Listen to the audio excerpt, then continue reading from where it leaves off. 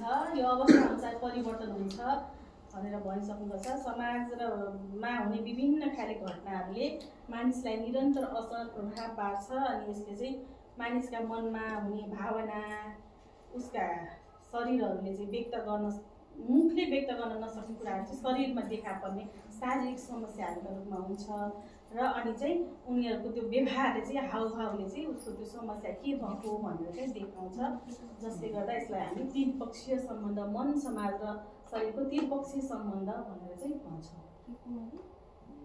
मनोसामाजिक सुस्वास्थ्य कोही पनि मान्छे, यो चाहिँ विश्व स्वास्थ्य सङ्गठनले दिएको 2001 मा जारी गरेको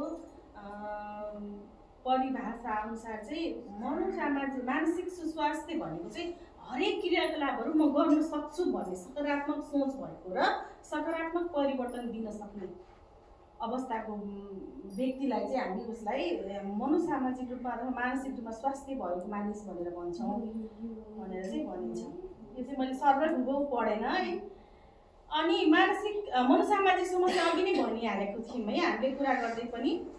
कुनै पनि व्यक्तिको मन र समाजले सन्तुलन नभइकन उसको बानी, व्यवहार, विचारमा परिवर्तन हुनु र दैनिक क्रियाकलापमा असर गर्नु है। दैनिक क्रियाकलाप पनि लगातार 14 दिनभन्दा बढी समस्या भइरह्यो भने, केही कुराले असर गर्यो भने त्यो 14 दिनले चाहिँ उसको जीवनमा प्रभाव पार्छ भने फेरि है। 14 दिन भनेको त 2 हप्ता हो। 2 हप्ता भनेको त सानो होइन।